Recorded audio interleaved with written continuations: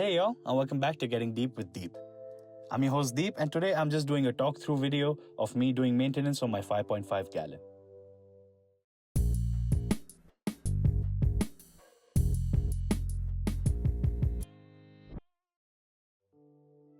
I started with taking off my Amazon frog bit and cutting off the roots. Now, a lot of the people I looked up online and said they do get really long and you're fine to cut the roots as long as you don't cut them too short.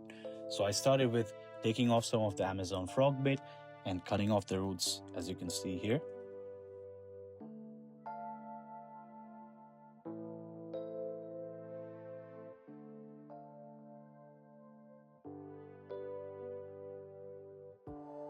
The next step for me was to take off the rest of the floating plants off the surface.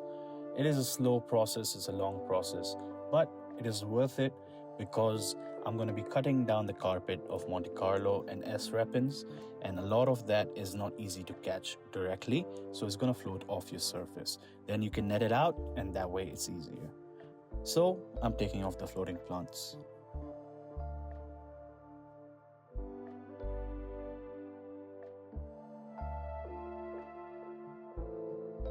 After that, I went ahead and started cutting off the Monte Carlo and S. repens. It's basically you got to find the angle. I have angled scissors, so I found the right angle to cut them down through. Then it becomes easy. It's almost like cutting grass in your lawn, mowing lawn, that kind of stuff. But it's only thing annoying about this is that there's a lot of small leaf matter that goes onto your surface, and if you can't collect it all, it just floats around, and you have to be precise with it. Also, during this process, I'll make sure none of my shrimp babies are around in the Monte Carlo, so I make sure to shake around my scissors or just make some movement so they know there's someone there and they have to run away. Because if you're like me, I had that question when I was looking up videos for maintenance as well, is what happens to all those babies, because everyone just cuts them so simply and easily, right? But yeah, so just make sure there's no babies or anything around, and make sure there's no inquisitive fish around your scissors as well. You gotta make sure of that too, because I have inquisitive fish. They come around, they're not too scared, and so I make sure they run away just so none of them get cut too, And I did forget to mention that I have already cut up my stems beforehand. So in this video, I don't really cut my stems up. But what I did is I did cut up those stems and I kept them stored in a sandwich bag with some of the tank water. And in this video, then I cut up when I did the Monte Carlo and the S. repens, I also propagated that. I put that in one Monte Carlo, I put up in a tissue culture cup that I got originally. I had saved that, so I put it in that. And the S. repens in a small bag as well with some tank water so it stays alive and has some water to live on. And with that, I ended up selling it or giving it away. It's just another way to probably help your hobby. If you want to get some more plants or a new fish or two, it's a good way to help as well.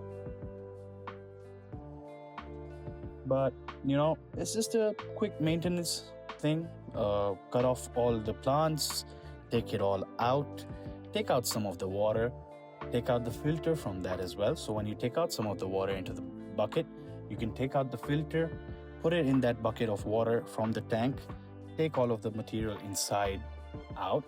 It could be sponges, it could be ceramic balls, it could be whatever biological filter media you have in there.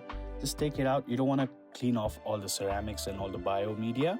You just want to make sure the sponges are a bit clean.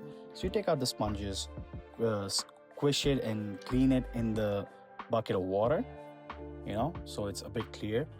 Put it back in, put the filter back in, put all of your water back, and you're good.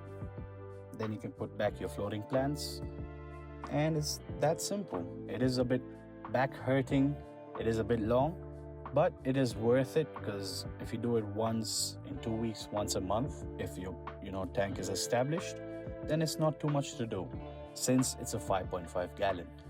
And I love nano tanks. I love the reason for this is that it's easier to maintain. Of course, I would love bigger fish, but for now, even with the space I have, I think nano tanks are a great way to go. And just helps you maintain things easier.